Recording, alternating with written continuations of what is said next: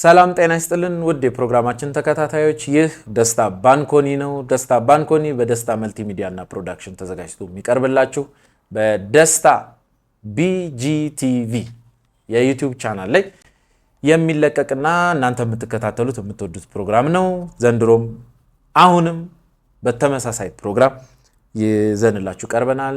ደራሲና ገጣሚ ቅድስት ብርሃኑ ከሰበታ ከተማ ወይም ደግሞ የሰበታ ገጣሚ ቅድስት ብርሃኑ ይህን የመሰለ መጽሐፏን ይዛልን መታለች። በ2018 ዓ.ም የታተመ መጽሐፏን ታህሳስ ላይ የታተመ መጽሐፏን በሰበታ ከተማ በደማቅ ስነስርዓት ያስመረቀችውንና አሁን ላይ በገበያ ላይ የዋለ መጽሐፏን ልታስተዋውቀን ከመጽሐፏ ውስጥ ልታጫውተን የህይወት ልምዷን፣ አስተዳደጓን፣ ህይወቷን፣ ልምዷን ልታካፍለን እዚህ ድረስ ተገኝታለች።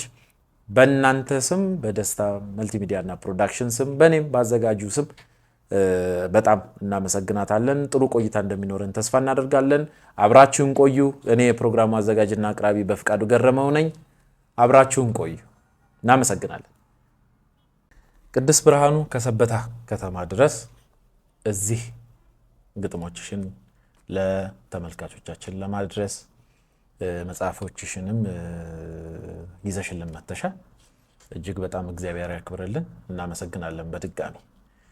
ቅድስት ከመጽሐፎችሽ ወይም ደግሞ ስለ መጽሐፎችሽ ወይ ስለ ግጥሞችሽ ከመግባታችን በፊት ስለ ራስሽ ደግሞ ብታስተዋውቂልን። ምክንያቱም እኔ ያስተዋወቅኩሽ ቅድስት የሰበታ ከተማ ገጣሚ ብዬ ነው ያስተዋወቅኩሽ እና እስቲ በደንብ ራስሽን አስተዋውቂልን እስቲ። እናንተም አክብራችሁ ስለጠራችሁኝ በጣም አመሰግናለሁ። ቅድስት ብርሃኑ እባላለሁ። ሰበታ ነው ተወልጄ ያደግኩት። ዋና ስራዬ በሙያዊ ኢንጂነር ነኝ። በትርፍ ጊዜ ደግሞ ግጥም እጽፋለሁ። የዩኒቨርሲቲ ላይፍ እንዴት ነበር? ዩኒቨርሲቲ በጣም ጥሩ ጊዜ ነው ያሳለፍኩት። ደብረ ማርቆስ ዩኒቨርሲቲ ነው የተማርኩት። ኢንጂነሪንግ 5 ዓመት ነው የቆየሁት እና በጣም የህይወቴን ጥሩ ጊዜ ያሳለፍኩበት ግቢ ነው። ሁሉንም በጊዜው እንዳግባቡ መንፈሳዊንም ዓለማዊንም ህይወት በደንብ አይቼ የወጣሁበት፣ ተሰጥኦን ያዳበርኩበት፣ ብዙ እውቀትን ያገኘሁበት፣ አሁንም የምሰራበትን ስራ እውቀት ያገኘሁበት ቦታ ነው እና በጣም ወደው ቦታ ነው። እናመሰግናለን በጣም። እስቲ ከልጅነት ጀምሮ ከአስተዳደግ ጀምሮ እናትና አባት ቤተሰብ እስቲ ያጫውችን። አባቴ አቶ ብርሃኑ ተካ ይባላል፣ ኬሚስት ነው። እናቴ ደግሞ ወይዘሮ ቀለመወርቅ አስፋው ትባላለች፣ ነጋዴ ናት። ኬሚስትና ነጋዴ? ኬሚስትና ነጋዴ። ሁለት ታላላቅ እህቶች እና ሁለት ወንድሞች አሉኝ። የቤቱ የመጨረሻ ልጅ ነኝ እና ቤት ውስጥ በጣም ብዙ መብት ተሰጥቶኝ ብዙ ፍቅር ተሰጥቶኝ በኮንፊደንስ ነው ያደግኩት። በጣም ቤቴ መድረኬ ነው ብዬ ነበርና ቤታችን የንግድ ቦታም ስለነበረ ሆቴል ስለነበረ በደንብ ትምህርት ቤት የተማርኩትን ትምህርት ቤት እየመጣው ኤክሰርሳይዝ ያደረኩበት ቦታ ነው። ከኬጂ እስከ 4ኛ ክፍል ገዳም የተማርኩት ሰበታ ጌተሴማኒ እና መንፈሳዊ ህይወትን እዛ በደንብ ተምሬያለሁ። እዛ የተማርኩትን ማታ ቤት ላሉ ሰዎች እያስተማርኩ ግጥሞቼን እያቀረብኩ፣ ቤታችን ደግሞ ሆቴል ስለነበረ የ90ዎቹም ልጆች ስለነበርኩ አዳዲስ ካሴቶች ይመጣሉ፣ ሙዚቃም እየሰማሁ ሁለቱንም ጎን ለጎን እያስኬድኩ ነው ያደግኩት። በጣም ደስ የሚል ልጅነት ነበረኝ። ይሄ ተሰጦና አሁን እንደዚህ የስነ ጽሁፍ ተሰጦና እንደነገርሽን ደግሞ መሐንዲስም ጭምር ነሽ። መጠየቅ ካለብኝ ምህንድስናው በምን ዘርፍ ነው? ኮንስትራክሽን በሲቪል ኢንጂነሪንግ። በጣም ደስ ይላል። እና ምን ነበር የሆነ አንቺ እንደነገርሽን ከሆነ በጣም ድጋፍ የሚሰጡ ቤተሰቦች መሀል እንዳደግሽ፣ ቤታችሁ ደግሞ ከሰርቪስ ከሚሰጥ ተቋም አንዱ ሆኖ የሆቴል ሰርቪስ እየሰጠ እንደኖረ ነግረሽኝ ነበር። ብዙ ጊዜ ወላጆች በተለይ ደግሞ ለትምህርት በእኛ ጊዜ በ90ዎች ውስጥ ያደገ እንዳደግሽ ነግረሽናል እና የእኛ ወላጆች በጣም ትንሽ ቆንጠጥ ያደረጉን ነበር። ቀለም ትምህርታችንን ለቀቅ እንዳናደርግ እንደዚህ አይነት ተሰጥኦችን ላይ ብንሰራ ደስ ይላቸዋል፣ ችግር የለባቸውም። ነገር ግን ትምህርታችንንም ደግሞ ለቀቅ ካረግንም የሆነ ለቀዋል ብለው ካሰቡም ከበድ ያለ እርምጃዎችን እስከ መውሰድ ድረስ ይደርሳል። ያንቺ እንዴት ነው? እኔ በልጅነቴ በጣም ጎበዝ ተማሪ ነበርኩ። ስለዚህ ይህንን ተጨማሪ ነገር ባደርግ ብዙም ማለት ትምህርቴ ላይ የማልደክም ሰው ስለነበርኩኝ የዚህ መጨመር በጣም ነበር ደስ የሚላቸው። ትምህርት ቤት የተማርኩትን ሂሳብ ቤት ማታ ሆቴል ገብቼ ሂሳብ ሰራለሁ። ሳይንስ ስማር ደግሞ እዛ ያሉትን ሰራተኞች ሰብስቤ በጊዜው ደግሞ ኤችአይቪም ነበር። ስለ ኤችአይቪ አስተምራለሁ። መጽሐፍ ቅዱስ እዛ የምንማረውን ቤት አስተምራለሁ እና ያ ነገር በጣም ለእነሱም ደስተኛ የሚያደርጋቸው ነገር ነበር። የሰው ፊት አልፈራም ነበር። በደንብ በቃ ኢንተርቴን አደረግ ነበርና ያው ትምህርቴንም ስላልጎዳብኝ አንደኛ ወጣ ስለነበር ብዙ አላስጨነቃቸውም። ስለዚህ ትምህርትሽንም ጎን ለጎን የሚፈልጉትን ስለሰጠሽ የምፈልገውን ነገር እያገኘሽ ነበር። ከቤተሰብሽ ያገኘሽው እንደዚህ ተሰጦ ያለው አካባቢያችሁ ላይ ተጽዕኖ ሲያደርግብሽ የነበረ እንደዚህ አይነት ነገሮችን ወይም ደግሞ የስነ ጽሁፍ ዓለም ውስጥ ከመግባትሽ በፊት በእርግጠኝነት ሙዚቃውንም ታይ ነበር፣ ቲያትሩንም የተወሰነ ዝንባሌ ይኖርሽ ነበር። በእርግጥ የራሴን ነገር ነው ማወራሽ ይኖረን ነበር እና ከዛ በተጓዳኝ ከስነ ጽሁፉ ወይም ደግሞ ከገጣሚነትሽ ባሻገር የሚኖር ሌሎች ዝንባሌዎች ነበሩሽ በልጅነት ወይስ ግጥሞ ወደይ ብቻ? በልጅነቴ ብዙ በቃ ግጥሙ እንደውም አርሊ አልመጣም። መጀመሪያ ላይ ይሄ ሰው ፊት መቅረቡ ኢንተርቴንመንት ወይ መጨፈር ወይ መዘመር ማስተማር ምናምን ነገሮች ላይ በቃ የሰውን ፊት በደንብ እንድደፍር እንደዛ ተደርጌ ነው ያደግኩት። ከዛ በኋላ ወላጆቼ ካረፉ በኋላ ደግሞ ሌላ ፋሚሊ ሁለተኛ ፋሚሊ ነበረኝ። ሁለተኛ አባቴ ስለሺ ጸጋ ይባላል የእቴ ባለቤት ነውና እሱ ጋር ደግሞ ከሆንኩኝ በኋላ እሱ ደግሞ የጥበብ ሰው ነው። እሱ ገጣሚም ነው፣ ሙዚቃ ድርሰቶችን ይሰራል፣ ሰዓሊ ነው። ስለዚህ ከሱ ጋር ደግሞ ሞር ወደ ጥበቡ አታችድ እንድሆን አብሬው ስዕል ስላለው ሙዚቃ ሲሰራ ሁል ጊዜ አብሬው ስለመሆን ከሱ ጋር መሆኔ ደግሞ ሞር ወደ ጥበቡ ዝንባሌ እንዳደርግ አደረገኝ። በጣም ደስ ይላል። በልጅነትሽ ነው ቤተሰቦችሽን አጣሽው ወይስ እንዴት ነው? ማውራትም ፈቃደኛ ከሆንሽ? ችግር የለም። አባቴ በ8 ዓመቴ ነው ያረፈው። እናቴ ደግሞ በ10 ዓመቴ ነበር ያረፈችው። ከዛ በኋላ እህቴ ስታገባ እሷን ተከትዬ አብሬ ከእሷ ጋር ወደ ሌላ ፋሚሊ ገባሁ ማለት ነው። እና ያው የሆቴሉን ቢዝነስ ቀረና አሁን ደግሞ ሌላ ፋሚሊ ያ ግርግር የነበረበት ሆቴሉ ምናምን ሁካታው ቀረና ደግሞ በቃ ጸጥ ያለ ኮምፓውንድ እንደዚህ አይነት ድባብ ደግሞ ሞር ለመፍጠርም ምን ለማለትም ጥሩ ኮምፓውንድ ጥሩ ጸጥታ ውስጥ ገባሁ። በጣም ደስ ይላል። በጣም አሪፍ ነው። ደስ የሚል አስተዳደግ ነው። ሁለቱንም አይተሻል። ድብልቅ ያለ ግን የትኛውን ትመርጫለሽ አንቺ? በጣም ጸጥ ያለው ይበልጥብሻል አሁን ስታስቢው ወይስ የዛን ጊዜ የነበረው ሆሆታና ጫጫታ ያለበት ቦታ ማደግ ይሻላል?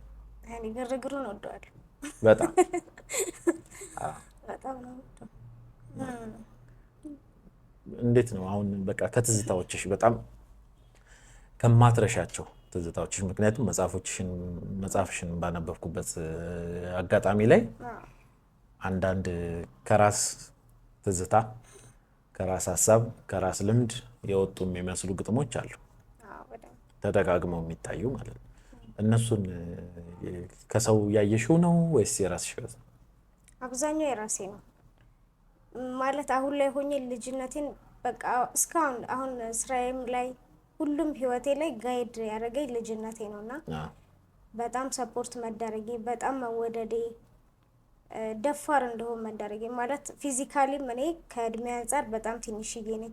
ያንን ትንሽ መሆኔን እንኳን ከስትሬንግዝና ከስማርትነት አንጻር ነው እንጂ ዩኒክ እንደሆንኩ እንዳስብ እንኳን ሆኜ ተደርጌ አላደኩም እና በጣም ይገርመኛል። እውነት ልጅነቴን በጣም ነው የምወደው። ሁሌ ነው የምጠራው። አባቴም እንግዶች ሲመጡ እስኪ ነይ መዝሙር ዘምር ይባላለሁ። መዝሙር መንፈሳዊ ዘምራለሁ።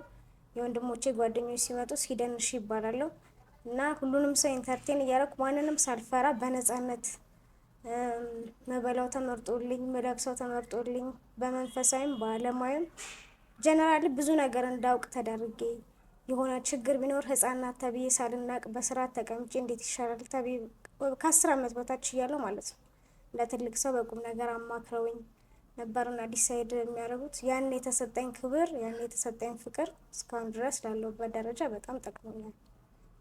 በጣም ደስ ይላል።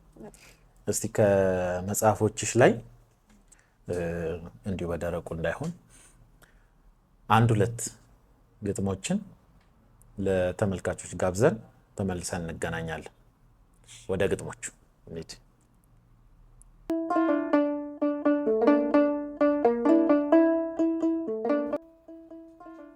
ህይወቴ ሙሉ ናት።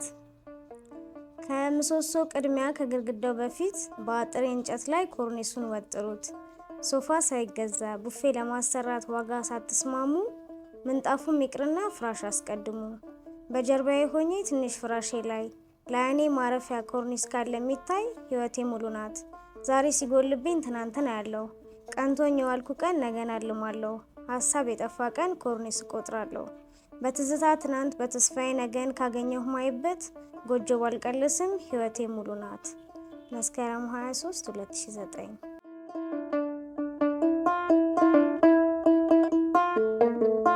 የደራሲ ዛቻ። በደሌ ቢበዛም በእኔ አትጨክንም፣ ልቤ ቢርቃትም ነፍሷ ከኔ አትርቅም። ኃጢአቴን በሙሉ በእንባዋ አጥባልኝ፣ መራቄን ሳታስብ በልቧ አቅርባኝ። እኔ ምነፍጋትን አብዝታ እየቸረች ጥፋቴን ታግሳ መኖሩን ታውቃለች። ፍቅሬ አንዴ ጣላት ወዴት ትሄዳለች ትለኛለህ አሉ በየመሸታው ቤት በየጉዳንጉዱ። ስትፈልግ ሰብስበ ሲሻህ ላይ ያንዳንዱ። ማፍቀሩን ልክነህ ልክ የለውም ፍቅሬ፣ እንዳንተ አይደለሁ አልነግርህ በወሬ።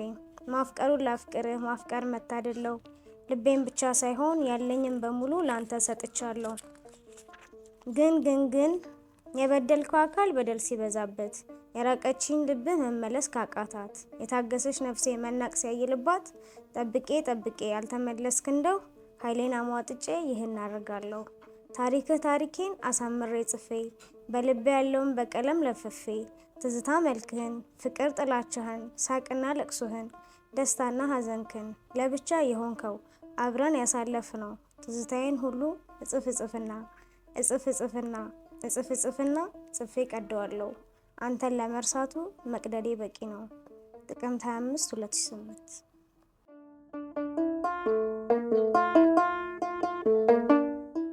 አንተ አለህ መከራ ቢበዛ በሐዘን ብመታ፣ ተስፋዬ ቢጨልም ልቤ ቢያመነታ፣ አንተ አለህ እዚህ ውስጥ ምታጠነክረኝ ልቤን የምትለውጥ፣ ደስታዬ ቢሞላ ሳቄ ቢያደምቀኝ፣ ምኞቴ ተሳክቶ ሁሌ አዲስ ብመኝ፣ ህልሜ ወይም ቢሆን የተከልኩት ቢጸድቅ፣ ወይም ጤና ጠፍቶ በበሽታ ብደቅ፣ አንተ አለህ ከጎኔ ሁሉን እንዳሸንፍ የምትሆነኝ ወኔ። ጦርነት ብወጣ ተሸንፌ ብወድቅ፣ ከጠላት ብዋጋ ወይ ጥዬ ብደነቅ፣ አሁንም አንተ አለህ በወድቅ ምታነሳኝ፣ ከጉልበቴ በላይ ስምህ ሚያጀግነኝ፣ ሚወደኝ ሚርቀኝ ወላጅ ዘመድ ባጣ፣ ትንሹም ትልቁም ቢሆነኝ ባላንጣ። ዛሬም አንተ አለህ በፍቅር አጥግበ መገፋቴን ምትረግጥ፣ በፍጹም ቸርነት ከልብህ የምትሰጥ፣ ሁሉ ለኔ ቢሰግድ ቢኖረኝ አክባሪ፣ ወዳጅ ቢበዛልኝ ቢሞላኝ አፍቃሪ፣ ቆመ የምትድረኝ አንተ አለህ ፈጣሪ። ህዳር 7 2008።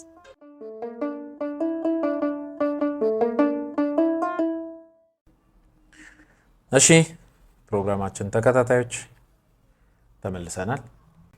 ግጥሞችሽን ስትጽፊ ከታች ግርጌው ላይ ምንጊዜም አንዳንድ ሰው ቸል ይላል። የጻፈበትንም ምክንያት በልቡ አስቀምጦ የጻፈበትንም ጊዜ በልቡ አስቀምጦ ያልፋል። አንቺ ግን እኔ የተረዳሁት ከራስሽ የህይወት ገጽ የተቀዱ ግጥሞች ናቸው ብዬ እንዳስብ ያደረገኝ ነገር ምንድን ነው? አሁን ተመልካቾች አዳምጠውት የመጡት የተመለስናቸው ግጥሞችም ከታች ግርጌ ላይ የተጻፉ ዓመተ ምህረቶችና ቀኖች፣ አንዳንዶቹ ግጥሞች ደግሞ ቦታዎች ሁሉ አሉበት። እንዲህ ቦታ በዚህ ዓመተ ምህረት ተጻፈ ብለሽ የምታስቢያቸው ማለት ነው። እና ከግል ሀሳብ የተቀዱ ከግል የህይወት ልምድ የተቀዱ እንደሆኑ ቅድም ጠቀስ አድርገሽልን አልፈሻል።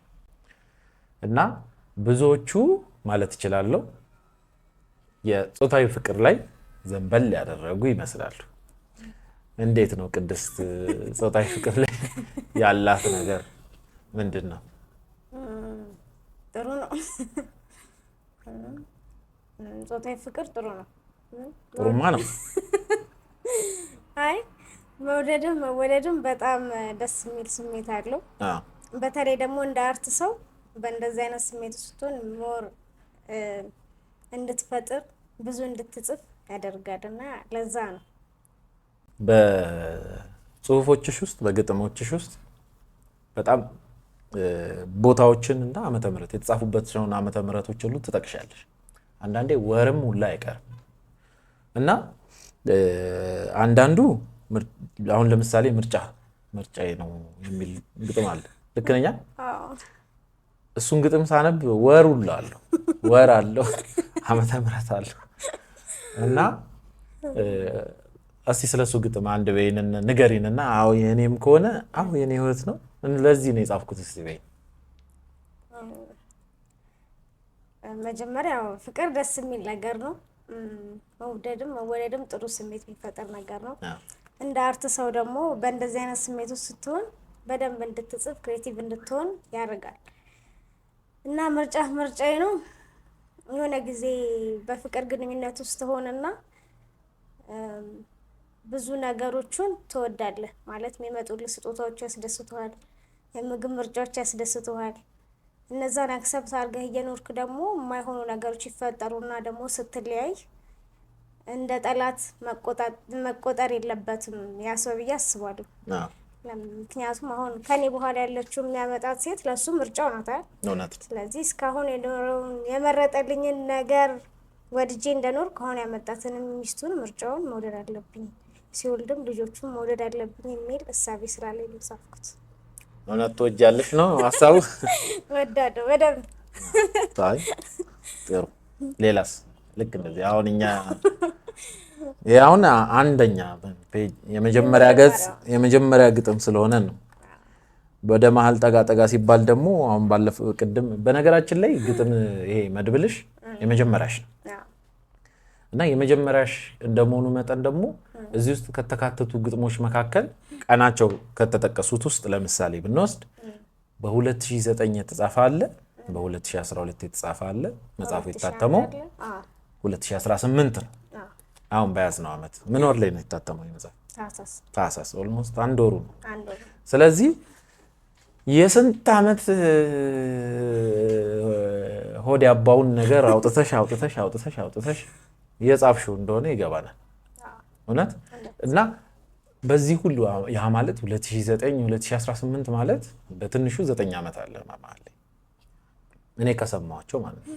አንዳንዴ ከዛም በላይ ደግሞ የሚሄዱ ግጥሞች ይኖራሉ። 2001 ጀምሮ ስለዚህ በ2001 ዓመተ ምህረት እና በ2018 መካከል የ17 ዓመት የግጥም ጥርቅሞች ናቸው ያሉት።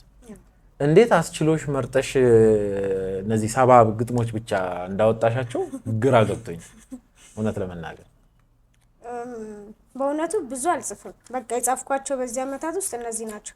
2 ዓመት 3 ዓመት ሳልጽፍ ምዘላቸው ጊዜዋል። በቃ ካልመጣልኝ እኔ ስራዬ ብዬ ወረቀትና እስክሪፕት ይዤ ቁጭ ብዬ አልጽፍም። በጣም ፊል ሳረግ መጻፍ አለብኝ ብዬ ሳስብ ሲመጣልኝ እጽፋለሁ። በማንኛውም ቦታ ታክሲ ውስጥም ይሁን የትም ይሁን ባገኘሁት ነገር በስልኬም ቢሆን በደንብ ፊል ሳረግ እጽፋለሁ እና በዚህ ዓመታት ውስጥ የጻፍኳቸው እነዚህ ናቸው። በጣም ደስ የሚሉ ግጥሞች ናቸው። ስትጽፊ ምን አይነት ቴክኒክ ይመችሻል? ምን አይነት ቦታ ብትሆኝ? ወይም ደግሞ አሁን ከ2001 ዓመት ምርት ኦልሞስት 17 ዓመትን ያህል ነገር የፈጁ ወይም ደግሞ በየ17 ዓመት ጊዜ ውስጥ የራስሽን የውስጥሽን ስሜት እያዳመጥሽን የጻፍሽው። አንዳንዴ ደግሞ እንደዚህ ገጣሚያን ወይም ደግሞ ጸሐፍት ሶስተኛ አይን አላቸው። አንድ ሰው የሚመለከተውን ነገር የራሳቸውን ደግሞ እይታ አክለው ያስቀምጡበታል፣ ይጽፉበታል ተብሎ ይታሰባል። አንዳንዴ ሌላ ሰው ያለውን አመለካከት ወይም ደግሞ ሀሳብ ሊያስቀይር በሚችል ሁሉ መልኩ እነሱ በሌላ አንግል አይተውት የሚጽፉበት አጋጣሚም ይገኛል። አንዳንዴ በጣም በቃ ምሳሌ መውሰድ እንችላለን። አንድ ግጥም አለ የጎልያድንና ዳዊትን ይዞ የተነሳ አንድ ግጥም ነበር እና አንዳንዴ ያ ግጥም በቅዱስ ስዩም ይመስለኛል የጻፈው። እሱ ግጥም ላይ ስታስቢው ጎልያድን በቃ ለጎልያድ እንድታዝኝለት በቃ ሆን ተብሎ አይደለም፣ በቃ እይታ ነው። ለጎልያድ እንድታዝኝለት የሚያደርግ ግጥም ይዞ ነው የተጻፈው። ስለዚህ በእንደዚህ አይነት እይታም ይጻፋል። አንቺ አሁን እነዚህ ግጥሞች በሙሉ በዚህ 17 ዓመት ውስጥ ፐርፐዝሊ በቃ ለአንቺ በጣም ስሜት የሰጡሽ ብቻ ናቸው እንጂ እንደዚህ አስበሽ ይህን እይታማ ላስፈር ብለሽ ያሰፈርሽበት ግጥሞች የሉ። አንድ ግጥም ግን ሳነብ ያየሁት አንድ ግጥም ነበር። ያ ግጥም ምንድን ነው? ቤት ለመምታት ተብሎ ወይም ደግሞ ፖለቲካል ቪው ለማሳየት ተብሎ ወይም ደግሞ እይታን ለማስቀመጥ ተብሎ ግጥም መጻፍ የለበትም የሚል አንድምታ ያለው ቁልጭ ያለ ግጥም ያለ አርፋችሁ ተቀመጡ የሚለን ገጣሚዎችን ሸንቆጥ የሚያደርግ የራስህን ስሜት ነው እንጂ እይታህን ደበቅ አድርገህ ግጥምን ያረክሳል የሚል እሳቤም አለ። ያንን አመለካከት እንዴት አመጣሽው? እሱን ያመጣሁት የሆነ ጊዜ ላይ ፌስቡክ እጠቀም ነበርና የሚለጠፉ ግጥሞች ነበሩ እና በቃ ጠዋት ላይ ስለ ጥላቻ ከሆነ ስለ ጥላቻ መጻፍ ወቅቱን ያማከላል አይደለ? ዝም ብሎ ማምረት የሆነበት ጊዜ ነበር። ከ2 ዓመት በፊት ምናምን የሆነ ግሩፕ ውስጥ ተቀላቅዬ በቃ ግዴታ ቤት ስለሚመታ መጻፍ ስላለበት ብቻ ብዙ ሴንስ የማይሰጡ ግጥሞች ተጽፎይቼ በዛ ተናድጄ ነው የጻፍኩት። እሱን ለዛ ነው ከዛ አንጻር ነው እንጂ ታስቦበት በዚህ ጉዳይ ልጻፍ ተብሎ ርዕስም እኮ ተሰጥቶን ጽፈን እናውቃለን።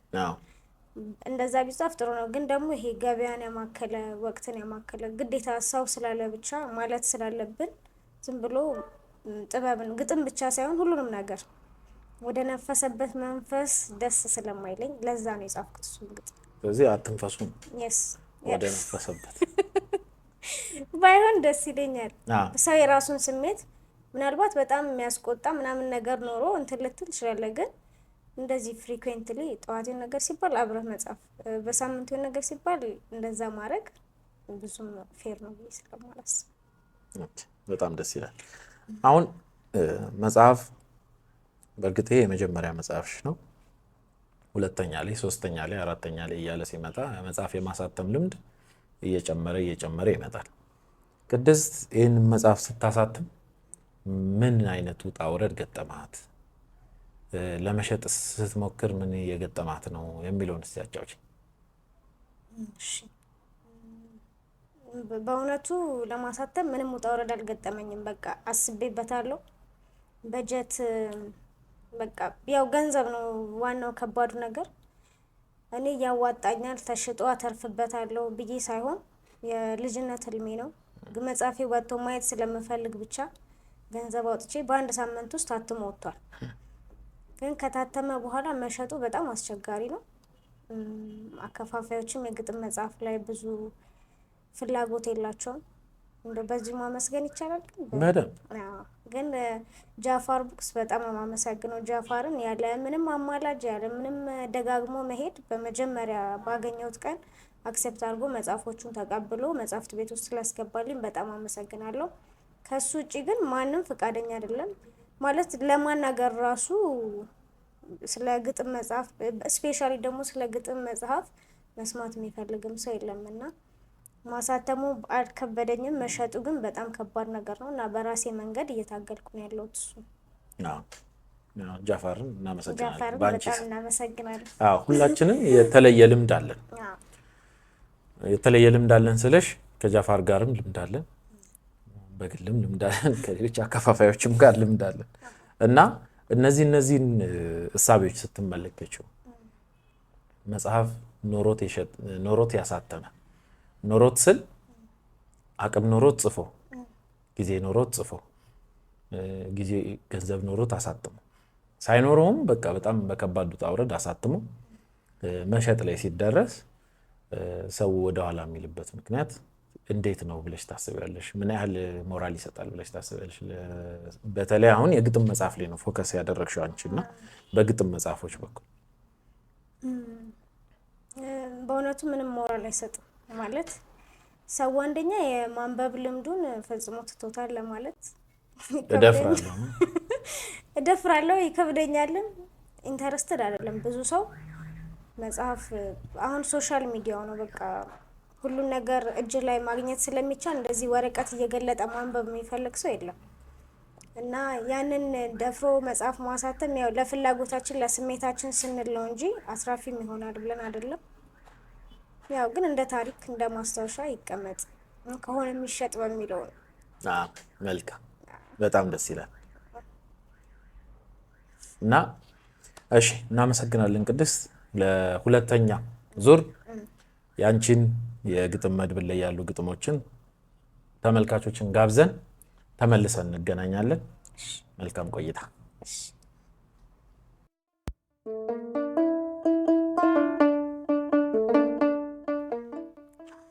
ደርቢ በጠላት ጨዋታ የኳሷ መከራ ወዲህ ለማሸነፍ ወዲያ ለስም ጉራ እኛም ኳሶች ሆነን ገብቶናል ስሜቱ በሁለት የበላይ ስር መንጠር መለጋቱ በዓለም ሜዳ ላይ ስንናውዝ ኖርን በደርቢ ጨዋታ ሰይጣን ሲጠልዘን እየያዘን ጌታ። ሐምሌ 8 2012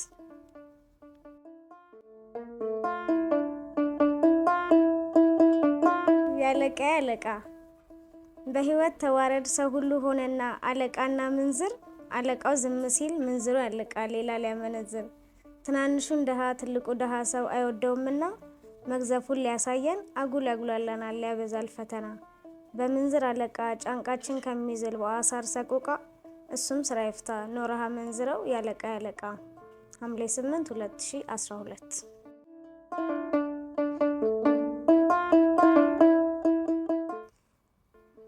ናፍቆት ቅሪ በለው ውዴ ስራት ይድብን ይቅርብም ገንዘቡ ሳትለየኝ ለዋል ይሻላል መራቡ ዘመድ ምን ያረጋላት ትጠይቃቸው ተጣብቀን ነዋል ናፍቆት ቅሪ በለው በሚሄድበት ሁሉ ሁሌ ተከተለኝ ላይኔ ላቅርብህ ላካልህ አቅርበኝ ስራመድ ተራመድ ስትቆም እቆማለሁ ልዩነት ቤት ገብቶ ካንተ እለያለሁ። ጥር 1 2009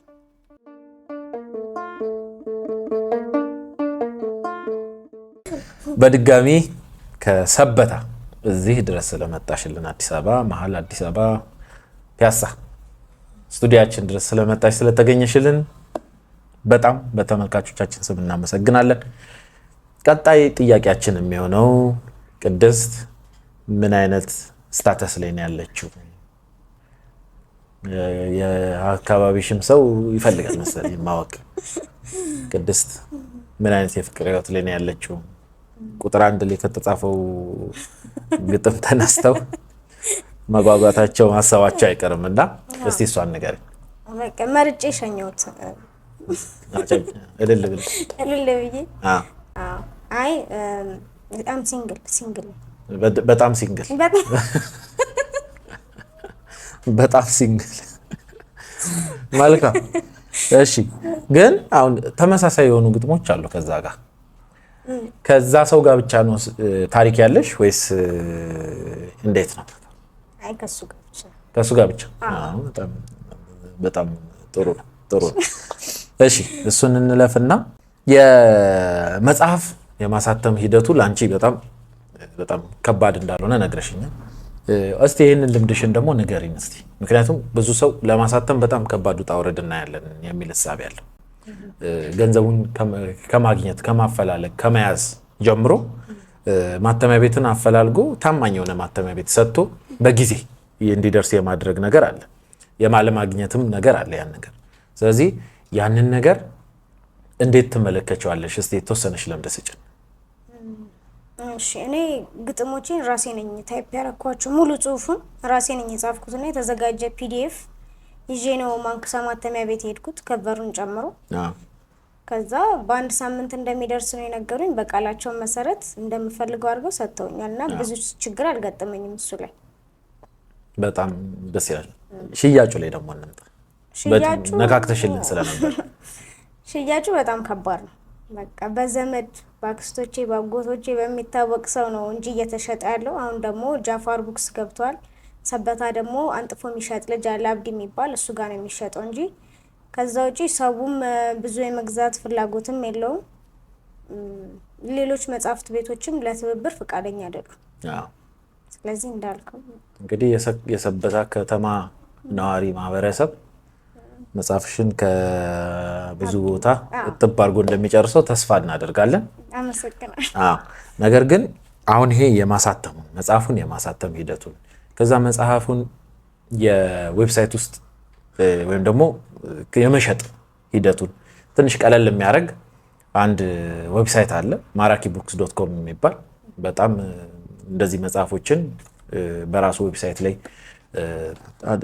የራሱ የሳንሱርና የራሱ የብቃት ማረጋገጫ ሂደት አልፎ መጽሐፎችን እዛ ላይ ፐብሊሽ ይደረጋሉ ወይም ደግሞ ይታተማሉ ዌብሳይቱ ላይ እና ደራሲው መጽሐፍ ያስገባል። መጽሐፉን ካስገባ በኋላ በጣም ትልልቅ የምንላቸው ደራሲያን አያሲያን እንዲያዩት ይደረጋል። ከዛ በኋላ ዌብሳይቱ ፐብሊሽ ያደርጋል። ልክ እንደ ፌስቡክ አንቺም የሆኑ ወይም ደግሞ ይህን ዝግጅት የሚከታተሉ የደራሲያን፣ ገጣሚያን፣ አያሲያን መጽሐፍን ጽፈው አዘጋጅተው ቤታቸው ያስቀመጡ ስለ ህትመት በጣም የጨነቃቸው አካላት በሙሉ እዛ ቦታ ላይ እዛ ዌብሳይት ውስጥ ገብተው ልክ እንደ ፌስቡክ ተመዝግበው መጽሐፎቻቸውን ፐብሊሽ አድርገው መሸጥ ይችላሉ። ገንዘቡም የሚገባው ቀጥታ የግለሰቡ አካውንት ላይ ነው። ዌብሳይቱ የራሱን የተወሰነች ፊ ይወስዳል፣ የማስተዳደር ፊ ማለት ነው። ስለዚህ ከሌላ ቦታ ከሚሸጥበት አንጻር ስትመለከቹ ይሄኛው ለደራሲው በጣም ጥሩ ጥቅም ያለው ይመስለኛል፣ እንደኔ እንደ ደራሲነት ስመለከተው ማለት ነው። ስለዚህ ያንቺንም መጽሐፍ ተመልካቾች እዛ ላይ እንደምታገኙት ከወዲሁ ቃል እንገባለን ይመስለኛል። ቃል እንገባለን። መጽሐፉም ፐብሊሽ በተደረገ ሰዓት maraki-books.com ላይ ገብታችሁ በመመልከት ያንን ነገር የምታገኙት መጽሐፉን መግዛት የምትችሉበትን ሁኔታ ይመቻቻል። በእኛ በኩል ይሄንን እናደርጋለን። ሌላ ፕሮግራማችን ከመጨረሳችን በፊት ከመዝጋታችን በፊት የካምፓስ ህይወትን አልነካካውም። ትንሽ ዳበስ አርገሻል ነው ያለሽው። ምክንያቱም ኢንጂነሪንግ 5 ዓመት ቀልድ አይደለም፣ ረጅም ጊዜ ነው እና ደብረ ማርቆስ ዩኒቨርሲቲ በተማርሽባቸው ወቅት የገጠመሽ ነገር ካለ አለ አይደል? ሩጫውም አለ፣ ትምህርቱም አለ፣ ከዛ ስነ ጽሁፍ ደግሞ ጎን ለጎን ተይዞ ሲኬድ ያለው ነገር አለ እና እስቲ ትንሽ አጫውችን ስለሱ። እሺ፣ ደብረ ማርቆስ ዩኒቨርሲቲ እንግዲህ መጀመሪያ ስገባ ዋናው አቴንሽን የሚስብ የነበረው ነገር ቁመቴ ትንሽነቴ ነበርና በቃ በደንብ ነው ፌመስ የሆንኩት። ብዙ ሰው ነው የሚጣ ምናምን የሚለኝ እሺ ጡጦሽ ነው የጥለሽ ነው ምናምን። አንድ የተረዳሁት ነገር በዛም እንደሆነ ታውቃለህ፣ ሰዎች ስትሸማቀቅላቸው ነው ሞር እያሸማቀቁ የሚሄዱትና እኔ በዛ ኢንጆይ ያደርግ ስለነበረ ሚጣም ስባል ወይ ስለምድ ያ ድባብ ተቀየረና በጣም ፌመስ ሰው ሆንኩኝ ደብረ ማርቆስ ዩኒቨርሲቲ። እና ሌላ ደግሞ እዛ ግቢ ላይ በሁለቱም እንግዲህ በመንፈሳዊ ህይወቱም እንግዲህ ለማርያም ለገብርኤል ጧት ተነስተን ቤተክርስቲያን ሄዳለን፣ ለሊት ምናምን ግቢ ጉባኤ አለ። በሱ ጠንካሮች ነበረን። ከዛ ደግሞ የኮኦርዲኔሽን ስራዎች ላይ ደግሞ ዋና ኮሚቴ ነበርኩ። 50 ዴይስ አለ፣ ፕሮግራሞች አሉ። እነሱ ደግሞ ኮኦርዲኔት በማድረግ እሰራ ነበርና በቃ ሁለገብ ማለት እችላለሁ። ክላሱ ላይም ጥሩ ነበርኩ። መንፈሳዊ ህይወቱ ላይም ፕሮግራሞች ላይም ጥሩ ጊዜ ነው ያሳለፍኩት። ግቢ 5 ዓመቱ በጣም አጥሮ ነው የወጣነው። በእውነት ተመለሽ ብትባይ ትመለሻለሽ በደንብ። እንግዲህ በጣም ደስ የሚል ነው። እስቲ አሁን ፕሮግራማችንን ከመደምደማችን በፊት ማስተላለፍ የምትፈልጊው መልእክት ካለ፣ ማመስገን የምትፈልጊው አካል ካለ በዚህ መጽሐፍ በኩል ብቻ ሳይሆን በህይወት ዘመንሽም ያሳለፍሽው ነገር ካለ እስቲ እድል ልስጥሽና እንትን በይልን እስቲ አውሪን። ማመስገን የምፈልገው መጀመሪያ ነፃ አድርገው ማለት አሁን ያለኝን ስብዕና እንዲኖረኝ አድርገው በክብር ያሳደጉኝ ቤተሰቦቼን፣ አባቴን አቶ ብርሃኑ ተካ፣ እናቴ ዛሬ ቀለመወርቅ አስፋው፣ ወንድሜ ዮሐንስ ብርሃኑ፣ እህቴ ሶስና ብርሃኑ፣ ለይኩን ብርሃኑና ምስክር ዲነው በጣም አመሰግናለሁ። ከዛ ደግሞ ሁለተኛ አባቴ ተቀብሎ ያሳደገኝን እስካሁን ድረስ የሚንከባከበኝን አባቴን ስለሺ ጸጋይን በጣም አመሰግናለሁ። ከዛ በኋላ ይሄ ግጥም እንዲታተም ዛሬ እዚህ ጋር እንድቀመጥ ያደረገኝን መምህሬን ታደሰ በላይ ነው። ከ5ኛ ክፍል ጀምሮ እያንዳንዱ ግጥሞችን እያየ ቼክ እያደረገ ጋይድ እያደረገ እስካሁን ድረስ አብሮኝ ያለ ረዳቴ ሀያሴ ነውና በጣም አመሰግናለሁ። መጽሐፍሽ ጀርባ ላይ የተጻፈው የጻፈው ኦኬ እስካሁን እሱ ነውና አብሮኝ በዚህ በጥበብ ጉዞ ላይ ያለው በጣም ነው የማመሰግነው። በጣም ነው የምወድህ። ጓደኞቼን በጣም አመሰግናለሁ። ያው እየሰደቡኝም ቢሆን ደግሞ ልታነብ ነው ግጥም እየተባልኩም ቢሆን ተብለናል እኛ እንደዛም ቢሆን በጣም ሰፖርታችሁ ረድቶኛልና በጣም ነው የማመሰግነው። እግዚአብሔር ይስጥልኝ። እሺ ቅድስት በጣም እናመሰግናለን አብረሽን ስለመጣሽ እዚህ ድረስ ስለቆየሽልን። እደግመዋለሁ ቅድስት ብርሃኑ ከሰበታ እዚህ ፒያሳ ድረስ አዲስ አበባ መሀል አዲስ አበባ ድረስ መተሽ ይሄንን ጡም የሆነ ፕሮግራም ስለሰጠሽን ስላነበብሽልን መጽሐፍሽንም ስላጋራሽን እጅግ በጣም እናመሰግናለን። በቀጣይ በብዙ የተለያዩ ስራ በቀጣይ መጽሐፍሽ እንደምንገናኝ ተስፋ አለኝ። በመጀመሪያ የሽያጭ ሁኔታ አልተሳካም ብለሽ እንደማታቆሚብን ተስፋ እናደርጋለን። በጣም ጡም የሆነ በጣም ቆጮ ግጥሞችን አንብበሽልን ተካፍለናል እስካሁን ድረስ በጣም እናመሰግናለን። ከዛ በተረፈ መበርታትን ይስጥሽ በሽያጩም ላይ ቀጣዩም በመጽሐፍም ሁኔታ። የሰበታ ህዝብ ደግሞ የሚያሳፍር አይደለም፣ ለኢትዮጵያ ህዝብ የሚያሳፍር አይደለም። ምርቃትሽን ሰበታ ውስጥ እንዳደረግሽ ነግረሽናል። በጣም ጥሩ ጊዜ እንዳሳለፍሽ ተስፋ እናደርጋለን። እዛ በዚህ አጋጣሚ ስለመጣሽልን አብረሽን ስለቆየሽ አብረሽን ስላለሽ እጅግ በጣም እናመሰግናለን። እግዚአብሔር ይስጥልን። በቃ ለመጨረሻ ጊዜ ሳላመሰግን አለፍኩት ሳልናገር ማለፍ አልችልም የምትያትን ነገር የረሳሻት ነገር ካለሽ እድል ልስጥሽ አሁን። እናንተም በጣም አመሰግናለሁ። የመጀመሪያዬ ነው እና ገና ጀማሪ ናት ብለህ ሳትንቅ አክብረህ ስለጠራኸኝ ከኔ ጋር ጊዜ ስላሳለፍ በጣም ነው አመሰግነው። እግዚአብሔር ያክብርልኝ። እናመሰግናለን። እግዚአብሔር ይስጥልኝ።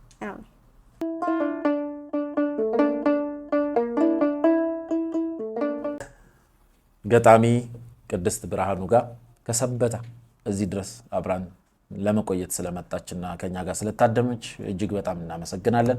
ግጥም መጽሐፎቿን ማግኘት የምትፈልጉ የምትሹ በሙሉ ከዛ በፊት ቀድመን ማግኘት እንፈልጋለን ካላችሁ የጃፋር መጽሐፍ መደብር በሁሉም ቅርንጫፎች ልታገኙ ትችላላችሁ። ከዛ በተረፈ ግን በቅርቡ በማራኪቡክስ.com ላይ በሶፍት ኮፒ በመላው ዓለም ተሰራጭቶ እናንተም የኩላችሁን አስተዋጽኦ የምታደርጉበት የምታበረታቱበት የመጀመሪያ መጽሐፏ እንደሆነ ያስተዋወቅናችሁ እንገኛለን። ቅድስት ብርሃኑ እዚህ ድረስ ስለመጣች እጅግ በጣም እናመሰግናለን። የሰበታዋን ገጣሚ አመስግኑልኝ። እናንተም ከታች በኮሜንት ሴክሽን ላይ እንደምትጽፉት ሁሉ ምስጋናችሁን እንድታቀርቡላት እንፈልጋለን እንመኛለን። መልካም ቀን፣ መልካም ምሽት፣ መልካም ውሎ። ቸርን ሰንብት። እናመሰግናለን።